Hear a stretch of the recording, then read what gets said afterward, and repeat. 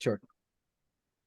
All right, so hello and welcome. In this video, Zach is going to fill us in and teach us a little bit about what is called Pascal's wager, which in itself is not maybe the argument I'd lead with or the argument we'd lead with, but it does add a good tool into the tapestry, as ChatGPT would say, the tapestry of sort of all of the arguments in accumulation when we talk about atheism. So Zach, go ahead and take it away and tell us about Pascal's wager. Yeah. So Pascal's wager, I'm not going to go into the background of it. Pascal's wager is really simple. It simply says this. Okay, so between the two perspectives of belief in God or atheism, if you believe in God and then it turns out to be correct, you are given heaven, eternal happiness, right? There is an eternal positive consequence garnered. And if you believe in God and then it turns out not to be correct, nothing happens. You've wasted nothing. Life, because what is the purpose of it's very difficult to derive a purpose for life without God's existence presupposed in there. Nothing, there's no negative consequence because you die and then you're just gone. You've poofed out of existence. You poofed in, you poofed out, and there's really no consequences And just outside of maybe to add clarity to that, on atheism, we say on atheism because that means on the perspective of atheism, you have no soul. It is only your physical body. Your brain houses whatever your consciousness is. And when your brain dies, when your body dies, your consciousness ceases to exist. So we wouldn't even say it turns to blackness because you'd have to have consciousness to perceive that. So you just cease to exist. So just filling in that and just kind of clarifying that on atheism, if you're right, is that what you were saying, Zach? If you're right on atheism and you die, you just cease to exist. So it's just kind of a wash. it's the same. So if God doesn't exist and you're a Christian or you're an atheist, the result is the same. You If cease. God doesn't exist, when you die, nothing happens. Right. And that is true for the atheist and for the non-atheist. However, if God does exist and you die, you are given eternal happiness as a believer or heaven, right? Salvation. And if you die as an unbeliever, as an atheist, presumably the wager there is hell or eternal suffering. And so you can see how the risk reward is stacked heavily in favor of a belief in God because the end result as an atheist or a believer without God is nothing. And the end result as a believer or an atheist with God is salvation or hell. And so that's what Pascal's wager is. It's essentially saying, whether or not one is more or less reasonable or the other aside, right?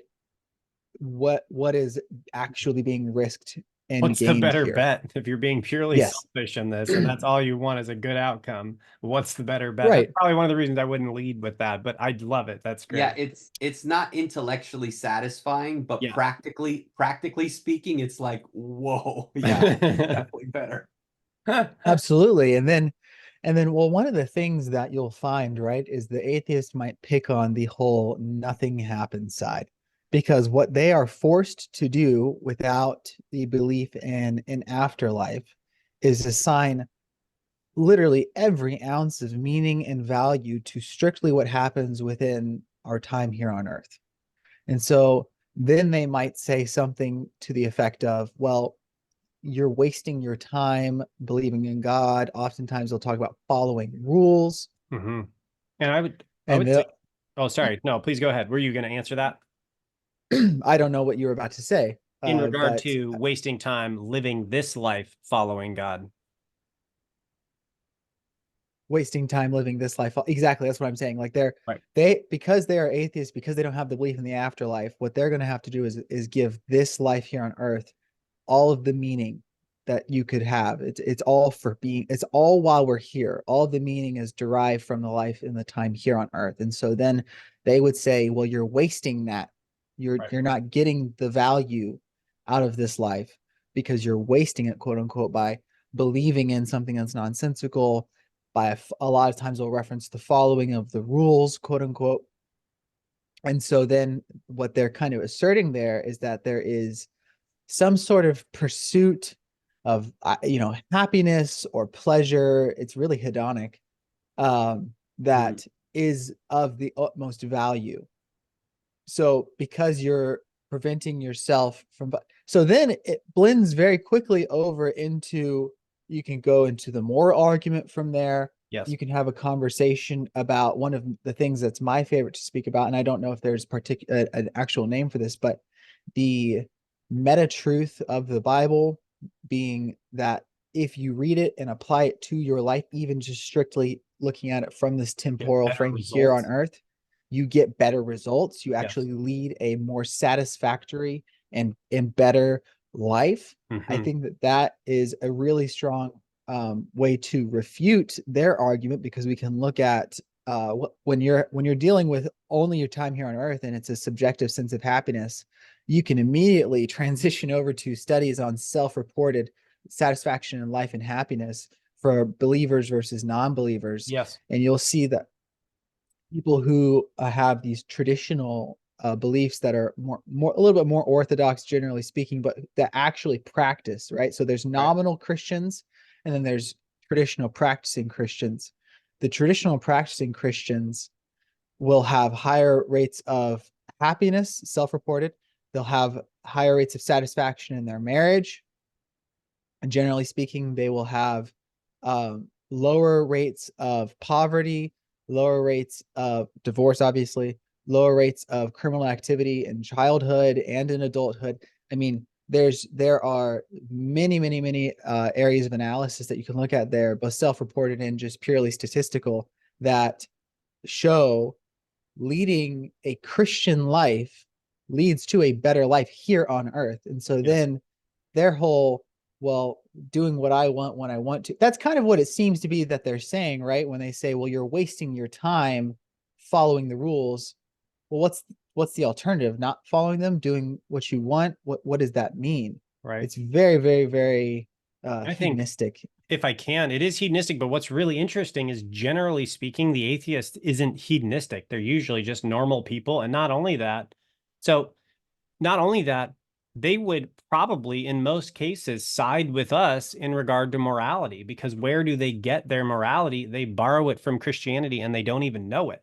And so what's interesting is if you can get them on Pascal's wager, what I would do is not try to even debate, because Pascal's wager is really clear. The better bet is Christianity if you want a positive afterlife experience. That's the only option. So practically speaking, that works. Well, if they then wage that argument, there's a great book called The 33 Strategies of War by, now I'm forgetting. I'm thinking about a different guy. Anyway, 33 Strategies of War. And there is a direct conflict, right? Head-to-head battle. That's usually the worst option because everybody loses in that situation. One of the better options is to actually, you have the enemy and you actually are like, well, hey, I'm your friend. Let me come alongside you and let's just team up instead. And this is a much more covert strategy. And you can also do this well intentionally. You can actually want to be on the side and support the person who's opposing. And that's what we see in scripture. You know, what's the verse I'm thinking of? Bless your enemy, whatever that is. You know, I'm talking about, what I don't remember off the top of my head. Anyway, so to that end, the approach I would take is not to actually go head to head and then try to refute their claim. I would actually just be like, well, I don't really understand your claim, because it seems like what you're saying is it would be a waste of this life. If but I don't think that's right, because firstly, what does the Christian do morally? We don't kill, we don't murder. Like, we all, don't you believe murder is wrong, right? You believe theft is wrong, right? You believe, and we just go down a big list of beliefs and they'd be like, well, yeah. Oh, yeah, I agree, all these. So really, from a societal perspective, the Christian moral system, you agree with, you live by it. And so what's wrong there? Isn't that just creating a meaningful life, and it's just grounded in this other thing that's morally acceptable, like over in the Bible? Yeah. And then Zach, pulling in that thing you said, where it's like, not only that, but when you look at life satisfaction rates from a Christian perspective, let's look at that. Oh, they're more satisfied. And oh, look, Christians who are engaged in working diligently, like the Bible says, oh, they actually can provide for their children's children. There is actually a point for wealth and having what you need as a Christian. Not that wealth is the point, but like, you just start showing them, like, actually, it seems like all of the things you like are actually over there. So not only is it a better bet, but you have a better life. And so, Well, and you can also just ask them if it's a waste of time for us to do what the belief tells us to do and follow the right. quote unquote rules. What is the proper use of time? Yeah. They're not, I mean, Yeah. what are they missing out on? You Mhm. know, that's the real question. If you're having a conversation with someone who legitimately believes that, you know, blowing all of their money on cocaine and hookers is the right thing to do with their time, you're not going to have a conversation about salvation Right. from Pascal's wager that's going to go very far. There's an entirely different set of needs that needs to be met there that we have not up until this point Right. really spent a lot of time talking about, you know. But if you're having a conversation with someone who's trying to lead, even subjectively, a morally upright life, Yeah. you You can could just do that. ask them Right. where their values are being derived from, right? That's Yeah. kind of And what you're the saying, book, right? there's a book, it's called Stealing from God, and Yep. it's by Frank Turek, and that is the book where he talks about what Brett was saying, that atheists steal the concept of morality from Christians and Right. then try to hold Christians to it. And But that's Mhm. yeah. that's essentially the moral argument, Juke, is because where do you ground as an atheist? And we talked about this in the moral argument bit, but where do you ground your morality? They have our morality more or less. They, like, we would say atheists are good people. They're not saved people because that's requiring of Christ. But, like atheists can, I try really hard every day. They try really hard to be good people every day. And I think they do probably as good as I do, or maybe better in some cases. But it's like where do they get their morality? Atheism doesn't have a place to ground morality because everything's chance and randomness. You don't have a ground unless you ground it in a person or a country. And in all of these, in a time period or a culture, you have to ground it somewhere. And all of those just lead to relativism. And they would disagree generally, like a just your average run of the mill atheist isn't going to be willing to be a full blown relativist. That's too extreme. And so you'd say, well, why not just look over here? Like we've got a place for the morality to come from. And you agree with pretty much all the things that a Christian would do if they were actually living their faith and they're satisfied. And on the back end of Pascal's wager, you get it better. Like what is there to not like about this system? You know? And I think you can come to a really good place with that. So anybody have anything else they want to throw in? I think that's it's like what we're like we kind of introed it. It's a really good component to add to it because that is absolutely the belief that a lot of atheists will hold, is that it is a waste of time. And so then we can talk about, well, what does a waste mean? Why does time matter? What's the point of any of it if you blip out of existence? It literally cannot matter if in the final Why analysis not waste your it time? ceases to matter. Yeah. And It that's where, ceases to matter in the most ultimate sense because you are gone. You cannot possibly care beyond your time here on earth. You can and care that's, now, but Yeah. And that's where it kind of bridges into the nihilistic. Like if you're a naturalist, which is what an atheist is, this is the first video we filmed on this. If you're an atheist and you only believe in the physical universe, then you have to be a physicalist, which means there's nothing except the physical stuff. And you have to be a naturalist, which is everything came into existence through natural causes. If you're those things, the next logical step is nihilism, which is nothing has any meaning. Why? Because random chance and evolving from a pool of primordial soup and the universe is going to devolve into heat death and everybody's going to cease to exist and it won't have mattered anyway. Why does it matter now? It doesn't matter now. And so that's kind of what you're saying, Zach, is why don't you live as though it doesn't actually matter now? Because on atheism, it doesn't matter except for the matter that you give it. And you know, that's not really worth anything. yeah, well, and then it's because that doesn't result in a very pleasant experience, generally speaking.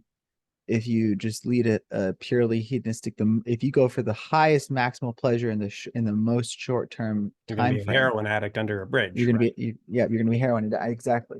And so I really like the title of that book. I haven't actually read it, but Stealing from God. I like that because you're right in that the most top tier atheists, they literally do steal because they're Sam Harris at least is trying to answer it. He's failing miserably. He's trying for years and years and years to answer the moral question. And it's like we don't have to try for it's so much fun being able to not have to think about that. To have to figure out where morality comes from. But Richard Dawkins, he literally steals it, right? Places the moral value on human life at the pinnacle of his hierarchy of values. And then from there, asserts the claim that belief in God as it results in religion is a moral evil on the world because it has at times resulted in pain and suffering for people. It's the most it really is just stealing it and then subjecting it to their own. It's very I really like that title. I'm gonna have to go read that book because they do. It's not just about assuming, but it's like it is that theft. Yeah. Awesome. Well, thank you so much for being here in this video on Pascal's wager. We'll see you in the next one. God bless.